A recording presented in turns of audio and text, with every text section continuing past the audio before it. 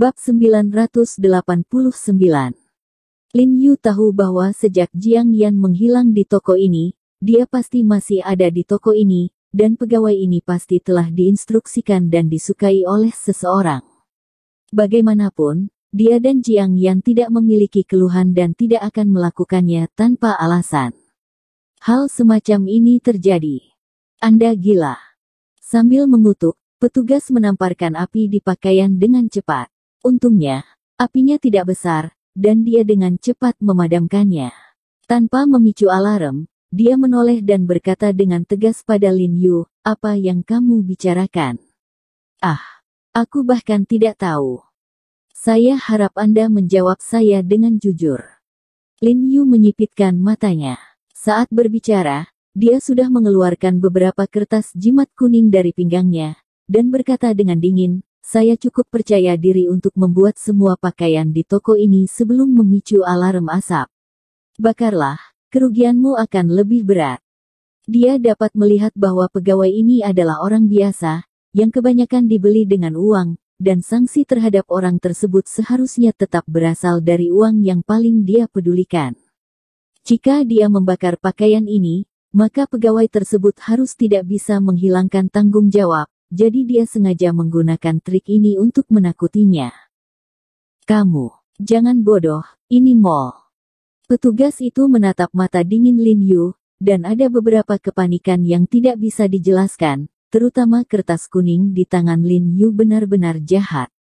Dia tidak bisa menelan dan berkata, Saya benar-benar tidak tahu kemana dia pergi." "Nya." Lin Yu menyipitkan matanya. Baru saja hendak mengatakan sesuatu, tepat pada saat ini, ponselnya berdering. Lin Yu melihat bahwa itu dari nomor yang tidak dikenal. Dia tidak ragu-ragu untuk menjawabnya, dan kemudian dia mendengar suara wanita di ujung telepon, dan mencibir, menindas seorang penjual, "Hitung." "Apa itu?"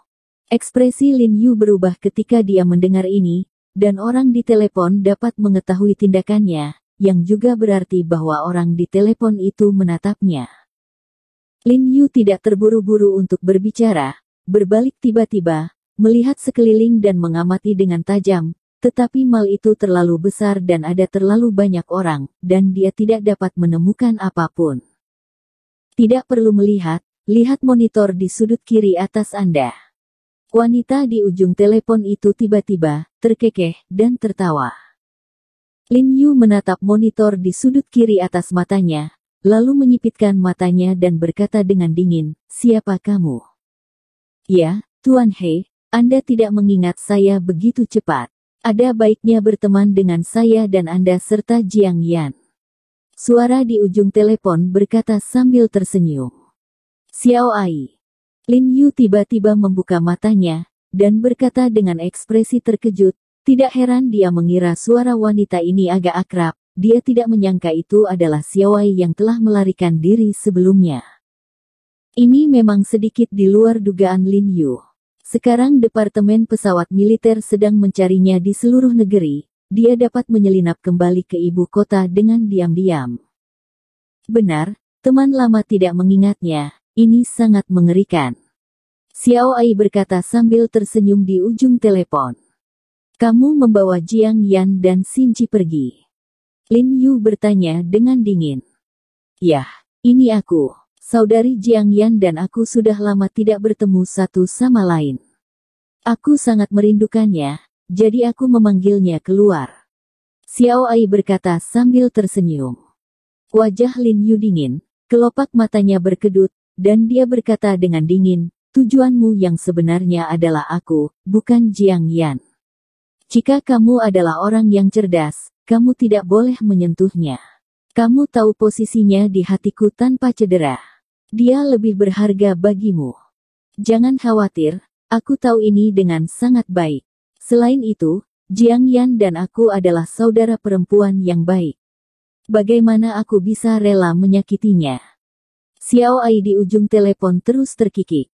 "Apakah Anda ingin saya menukar Zhang Yuxi dengan Jiang Yan?" Lin Yu bertanya dengan suara yang dalam, ia menduga bahwa kembalinya Xiao Ai kali ini sebagian besar untuk menyelamatkan Zhang Yuxi. Tidak.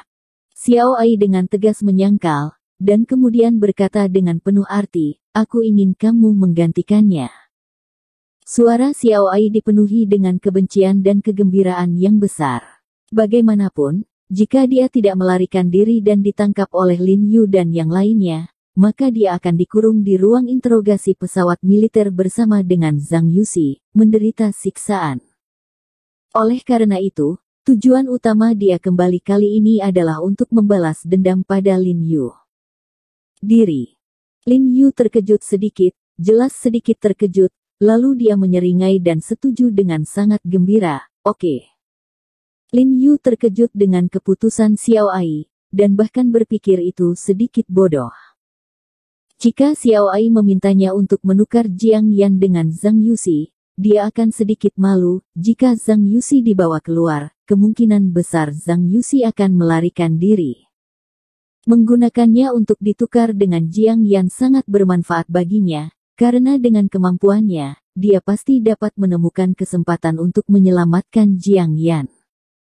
Jika Anda beruntung, Anda mungkin bisa menangkap Xiao Ai kembali. Lin Yu tidak bisa membantu tetapi merasa sedikit bingung. Xiao Ai telah melihat keahliannya sebelumnya, dan ini harus dipertimbangkan, bagaimana membuat pilihan yang salah ini. Mungkin itu kebencian. Lin Yu tahu bahwa Xiao Ai pasti membenci dirinya sendiri setelah mengalaminya terakhir kali, jadi dia ingin membalas dendam. Dan kata-kata Xiao Ai selanjutnya juga menegaskan hal ini. Dia berkata dengan dingin, ngomong-ngomong, saat kamu datang, ingatlah untuk membawa orang lain, orang yang terakhir kali melukaiku dengan pisau. Selangkah demi selangkah.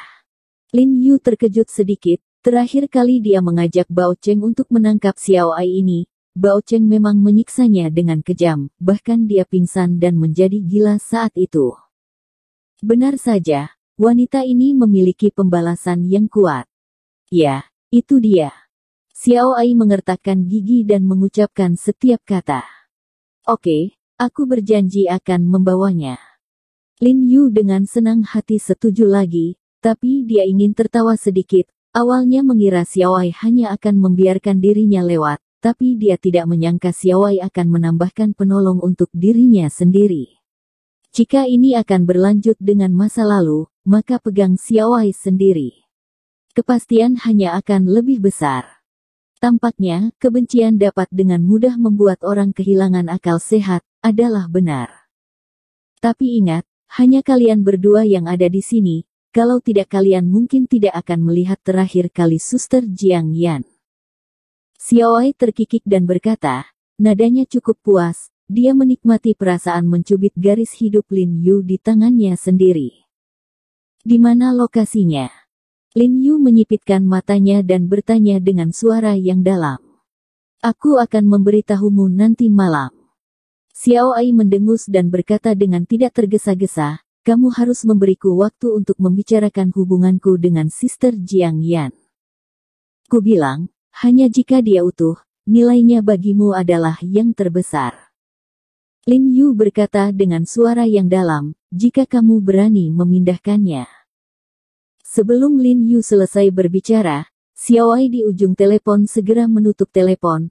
Lin Yu buru-buru menelepon kembali, tetapi saat ini panggilan itu tidak lagi dapat dijangkau. Lin Yu tiba-tiba berbalik, dan bertanya kepada petugas di belakangnya dengan dingin, katakan, bagaimana dia membawa orang pergi? Apa yang kamu bicarakan, apa yang kamu ambil? Petugas wanita memandang Lin Yu dengan cemberut, dan bertanya dengan tatapan bingung. Begitu suaranya jatuh, Lin Yu tiba-tiba berlari ke arahnya, mencubit lehernya, dan berkata dengan tegas, saya akan bertanya lagi, bagaimana dia membawa orang pergi.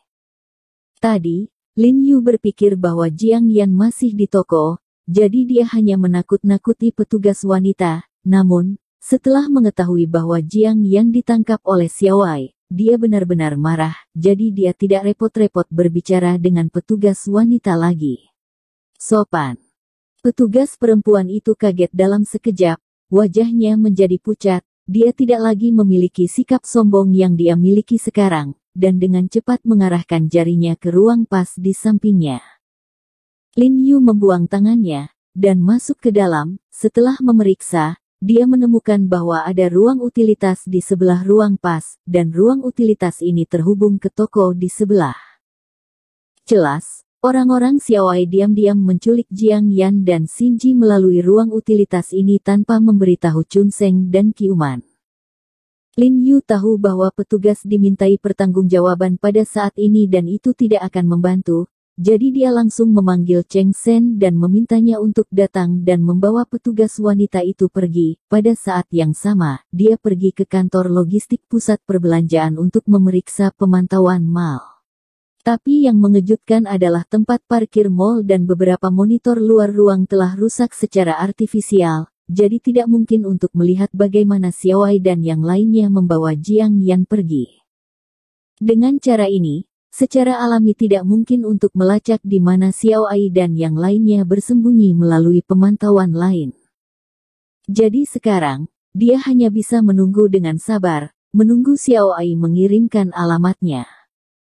Lin Yu menghibur Chun Seng dan Qiuman yang menyalahkan diri mereka sendiri, dan kemudian menelepon Han Bing dan meminta Han Bing untuk memeriksa apakah ada orang dengan identitas yang mencurigakan telah menyelinap ke ibu kota baru-baru ini. Han Bing di ujung telepon tersenyum sangat percaya diri, kami telah mengontrol dengan sangat ketat sekarang, bagaimana mungkin ada orang mencurigakan yang menyelinap masuk, terutama sejak insiden Viper, kami telah meningkatkan jumlah pintu masuk dan keluar. Intensitas pemeriksaan, jangankan orang sekarang, bahkan lalat yang keluar masuk ibu kota harus diperiksa secara menyeluruh beberapa kali. Bagaimana jika sebelumnya? Lin Yu bertanya dengan suara yang dalam, bagaimana dengan sebelum insiden Viper? Itu tidak mungkin, kecuali orang-orang yang datang semuanya adalah master seperti Viper. Han Bing berkata dengan sangat percaya diri, Anda tahu, Viper adalah salah satu dari 3 pembunuh Ordo Biara, bagaimana bisa ada begitu banyak tuan di dunia ini? Lin Yu mengangguk ketika dia mendengar kata-kata itu, dan dia merasa lega. Mengetahui bahwa ini berarti bahwa tenaga yang bisa dibawa Xiaowei ke ibu kota sangat terbatas. Ada apa, Jiarong? Apa terjadi sesuatu? Han Bing di ujung telepon bertanya dengan bingung. Oh, tidak apa-apa. Lin Yu dengan santai membuat omong kosong, dan berkata, aku hanya khawatir Viper sudah mati, dan orang-orang dari biarawan akan datang untuk membalas dendam.